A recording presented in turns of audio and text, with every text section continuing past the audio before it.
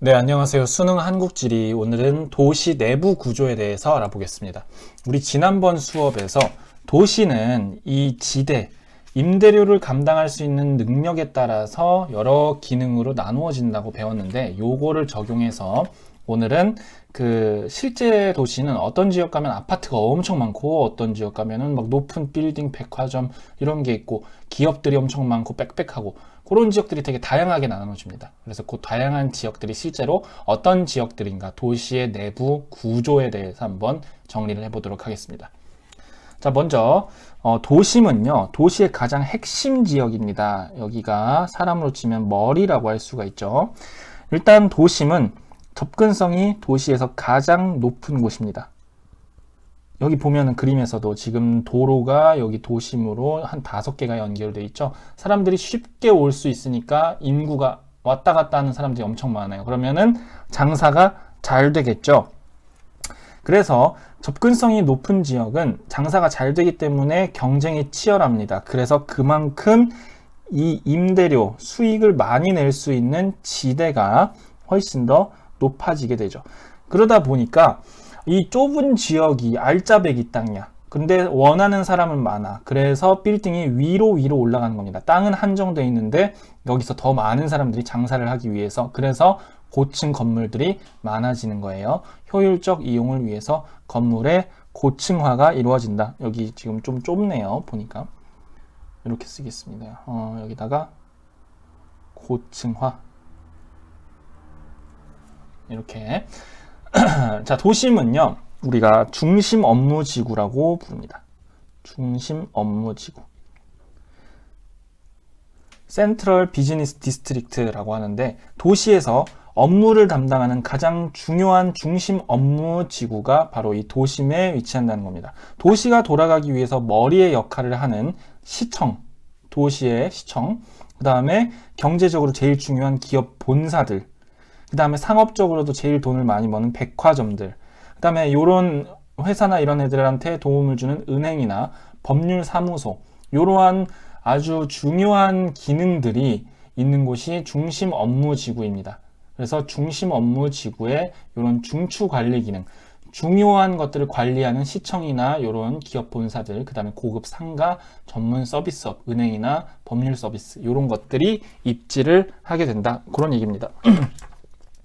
요 시청이나 기업 본사, 백화점, 이름만 들어도 뭔가 돈을 어마어마하게 많이 가지고 있는 그런 기능들이죠. 얘네는 특징이 뭐냐? 높은 임대료. 요거를 감당할 수가 있는 애들이죠. 얘는 전부 다 높은 임대료를 감당할 수 있기 때문에 도심에 입지할 수가 있게 되는 겁니다. 다음, 도심은요, 특징이 우리가 이런 단어를 쓰는데 요거는 외워주세요. 그냥 인구 공동화 현상이 나타난다. 이렇게 불러요. 공이라는 거는 텅 비어 있다는 뜻이에요. 내가 마음이 공허해 이런 말 쓰잖아요. 인구가 텅 비어 있어. 뭔 인구가 비어 있어? 여기 사람이 제일 많이 오는 곳이라며. 요건 무슨 말이냐면 여기는 낮에는 인구가 많아요.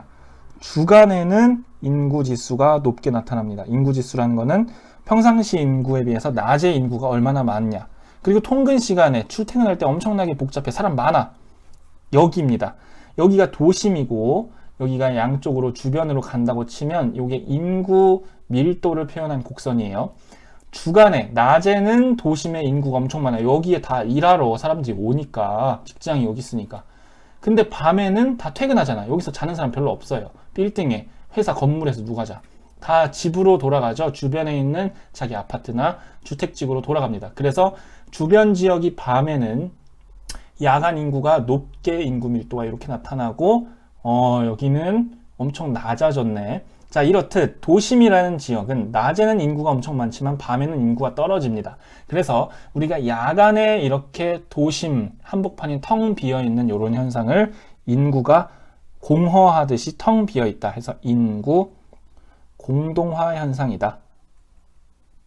이렇게 표현을 하는 겁니다. 자, 알겠죠? 도심은 인구 공동화 현상이 나타나는구나.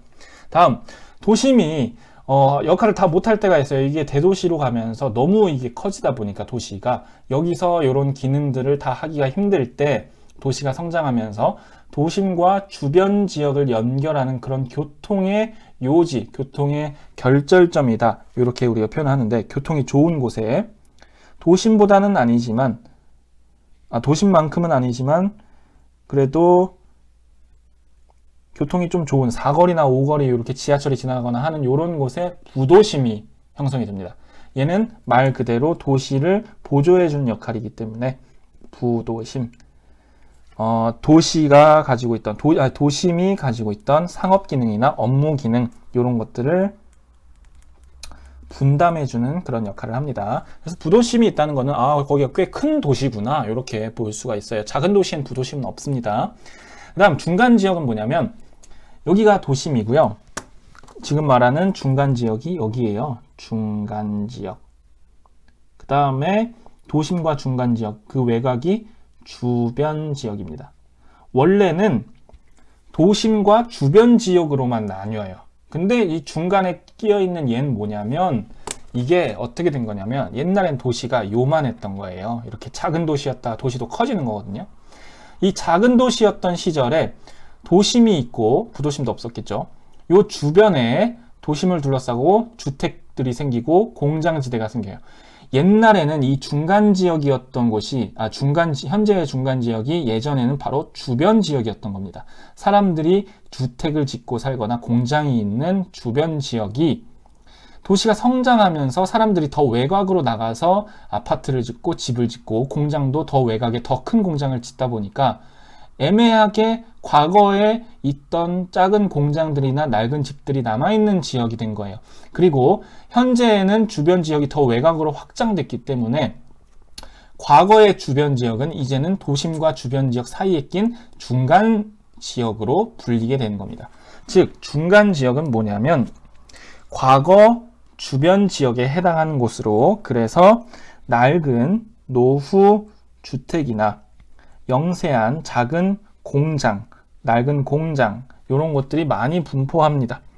자, 요런 여러 가지가 섞여 있는 그런 지역들을 뭐라고 하냐면 지리학적인 용어로 점이지대라고 표현합니다. 그래서 중간 지역은 도시에서 나타나는 대표적인 점이지대입니다. 도심과 가깝기 때문에 얘는 어느 정도 상업 기능들도 나타나요. 이렇게. 근데 또 주변 지역에 가깝다 보니까, 그리고 예전엔 얘가 자체가 주변 지역이었다 보니까 주택지구도 나타나고 공장지구도 나타나고 막 그래요. 여러 가지가 섞여 있어요. 그래서 도심의 기능과 주변 지역의 기능이 섞여 있는 지대다 해서 얘는 점이지대다 이렇게 부릅니다.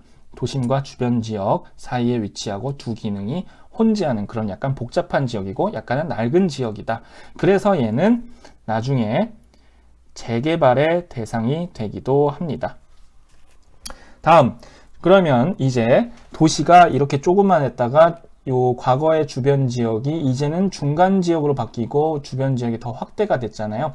사람들이 집 짓고 살거나 공장이 있는 이런 지역을 주변 지역이라고 합니다. 주변 외곽 지역은 접근성이 낮아요. 그렇기 때문에 사람들이 집 짓고 사는 거예요. 집은 월세를 1,000만 원씩 낼 수가 없잖아요. 그래서 접근성은 좀 떨어지지만 그래도 지대가 좀 낮은, 임대료가 낮은, 그 다음에 땅값도, 집가도 좀 낮은 그런 곳에 집들이, 주택들이, 그리고 주택 옆에 있는 학교도 넓은 운동장이 필요하니까, 그 다음에 공장, 이런 것들이 여기에 들어오게 됩니다. 마트, 대형 마트, 이런 거.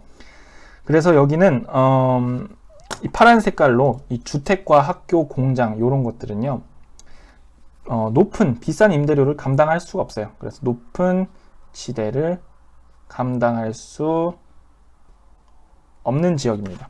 그리고 운동장, 학교 운동장이나 공장, 마트처럼 얘네는 넓은 땅이 필요해요. 넓은 부지가 필요합니다. 근데 돈도 월세도 많이 못 내는데 도심 한복판에 아주 비싼 땅값 여기 있는 데서 넓은 부지를 공장을 지을 수는 없겠죠. 그래서 외곽으로 주변 지역으로 빠져나오게 되는 겁니다. 주택과 학교, 공장 이런 것들이요. 이렇게 강조를 좀 해줄게요. 지금 애매하니까 이렇게. 반면에 시청이나 기업 본사, 백화점, 은행, 법률 서비스 이런 것들은 비싼 월세를 낼 수 있기 때문에 여기 도심에 입지하는 거고요. 그리고 여기 주변 지역은 이제 도시의 외곽선이에요. 밖에 이제 산도 있고 들도 있고 나무도 있고 막 하는 그런 지역이 나타나기 때문에 여기는 농촌의 모습이 같이 나타나기도 합니다. 그래서 여기 보면 그림에 나무들이 여기 좀 들어와 있기도 하고 섞여 있고 막 그렇죠. 자, 됐죠? 자, 마지막은 뭐냐면 도시가 커지는데 너무 빠른 속도로 막 퍼지는 거예요. 그러면은 거기까지 도시가스도 연결해 줘야 되고 수도도 연결해 줘야 되고 막 이게 막 방사선상으로 막 퍼지면 이거 연결하는데 너무 힘들어요. 그리고 환경이 너무 오염될 수 있기 때문에 우리가 그린벨트라고 부르는 개발 제한 구역을 설정해 놨습니다. 그래서 대도시 주변에는, 특히 서울 주변에는 개발 제한 구역이 이렇게 나타납니다. 주로 국립공원이나 산 같은 곳 개발 제한 구역, 아니면 뭐 호수, 뭐 그런 것들이 개발 제한 구역으로 묶여 있어요. 여기는 개발을 못 해요. 아파트도 못 짓고 막 못 해요. 그래서 여기는 왜 이렇게 못하게 해놨냐면 도시가 무질서하게 팽창하는 걸 억제하기 위해서. 도시가 무질서하게 팽창하는 것을 도시 스프롤 현상이라고 부릅니다. 자, 그리고 녹지 공간을 확보해 주기 위해서, 환경이 너무 오염되니까, 그래서 이런 개발 제한 구역을 도시 외부에 둘러싸고 있게 한다. 스프롤이 뭐냐면 그 스프링클러 알죠? 물 탁탁탁탁탁 이렇게 분무기처럼 뿌리는 거, 그런 스프롤처럼 이렇게 도시가 너무 무자비하게 확산되는 그런 현상을 도시 스프롤 현상이라고 합니다. 자, 그래서 오늘은 도시 내부 구조에 대해서 봤는데, 도시 내부 구조는 우리 지난번에 배웠던 접근성과 지대의 원리에 따라서 높은 접근성과 높은 지대를 감당할 수 있는 그런 좋은 지역은 이런 것들이 들어오고, 그 다음에 외곽 주변 지역으로는 주택, 학교, 공장이 들어온다. 중간 지역은 뭐냐면 과거의 주변 지역이었던 곳으로 상업 기능도 나타나고 주변 지역에 집이나 공장도 나타나는 아무튼 복잡한 지역이다. 그래서 좀 점이지대라고 부른다. 부도심은 큰 도시로 갈수록 도심이 다 할 수 없기 때문에 도심의 이러한 중요한 기능들을 분담해주는, 교통이 좀 편리한 곳에 들어서는 곳이다. 그렇게 그린벨트까지 해서 기억해 주시기 바랍니다. 감사합니다.